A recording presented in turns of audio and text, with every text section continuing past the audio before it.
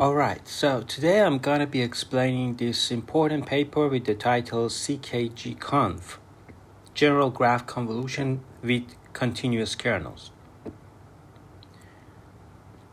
These continuous kernels, I've talked about it in the previous video, point 1, which was a prerequisite to this paper, which is a background and reference to this paper. So now you are ready to understand this ICML 2024 because of the previous video. The existing definitions of graph convolution, either from spatial or spectral perspectives, are inflexible and not unified. Defining a general convolution operator in a graph domain is challenging due to lack of canonical coordinates, the presence of irregular structures and properties of graph symmetries.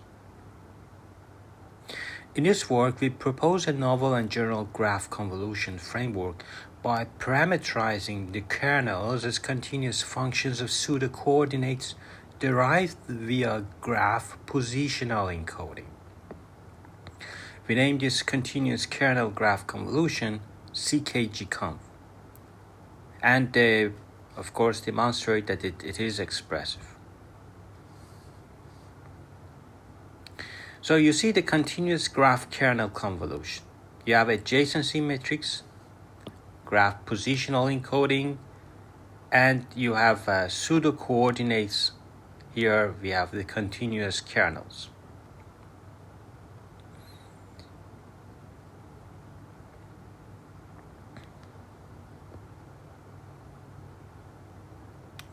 So from previous video, you remember these continuous kernels.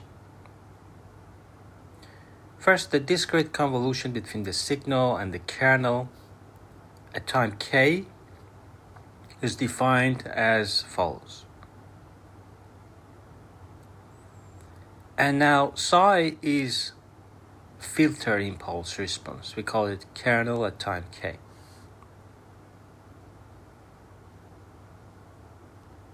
So this paper, Romero 2022, proposed to learn convolution kernels by parameterizing it via a continuous function. So using MLP. So this was about previous video that I showed these MLPs. Now let's move on. How we want to talk about to use it for graphs. Convolution operators are required in graph domain to handle varying sizes of supports due to a varying number of nodes and irregular structure. The generalization of continuous kernels to graph domain is not trivial due to the following characteristics. First, the lack of low canonical coordinates, irregular structure, and the presence of graph symmetries.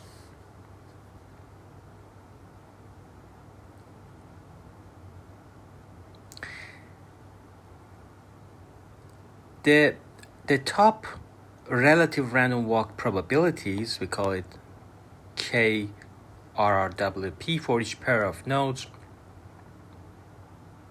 consists of zeros to k minus 1th power of our random walk matrix.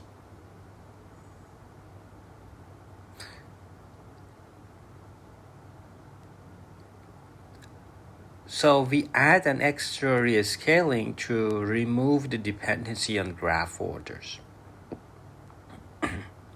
And it's not the only choice for constructing pseudo coordinates. One can use other graph positional encoding, such as shortest path distance and resistance distance.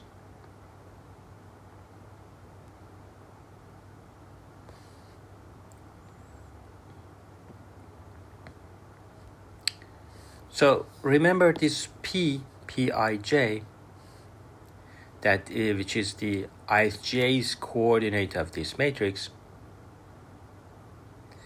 And when we apply P is here. When applying the kernel to different nodes in graphs, the support size can vary remarkably. To ensure numerical stability and the ability to generalize, it is crucial to avoid disproportionate scaling of different node representations. Therefore, we introduce a scaling term to perform scale convolution. We consider kernel function psi. This is that kernel function we talked in the previous video. We consider this, and the node signal function psi, this is the node signal function. This CKGConv is this, and B is a learnable. This is B is learnable, and the set of support is the predefined support of kernel psi. So we can set the support to be the k-hop neighborhood of node I, with k being an arbitrary positive integer. Now we extend the scalar value definition to vector valued signal with the depthwise separable convolution.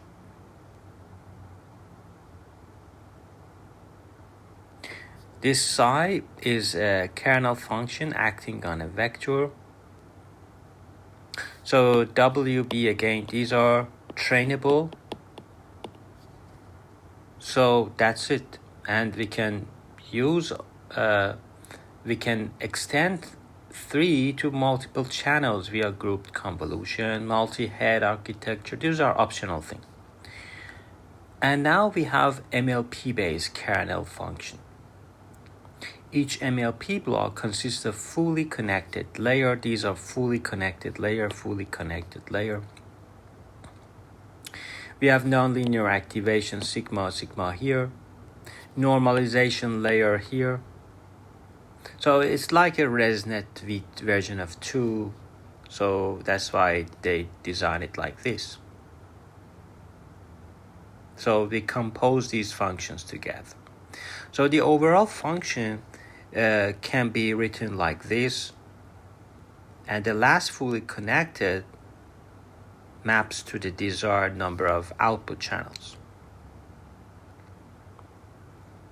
So as a known issue in graph learning, the scaled convolutions and mean aggregations cannot properly preserve the degree information of nodes.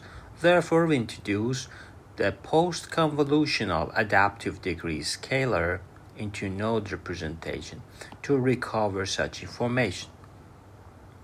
As an alternative, we also introduce a variant that injects the degree information directly into RRWP before applying the kernel function. This variant enjoys several desired theoretical properties. So they did experiments on the zinc dataset and other dataset. For example, zinc dataset and QM9 dataset for molecule generation, they are very important. Of course, they use zinc for regression only. You can use QM9 for both regression and molecule generation. These are very good benchmarks. So, for example, for zinc, the mean average is, if you compare graph convolution with their version, you see it's very close.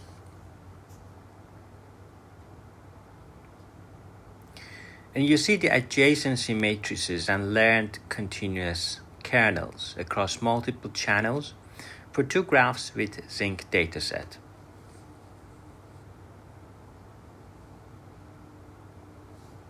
So they have learned the kernels. You see the adjacency matrices and the learned continuous kernels.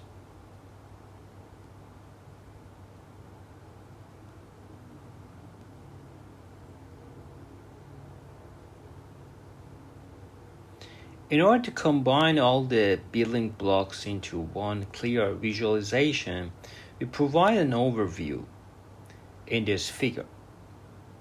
So once we give the graph positional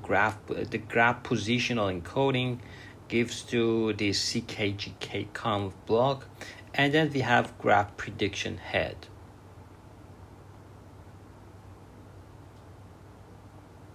But inside this, you can have this batch normalization, feed forward network, batch normalization.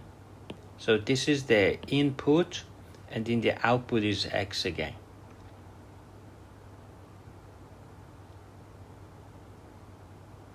Pij is that entry of that matrix that I showed you. What was that? M2, something, M to the power of something.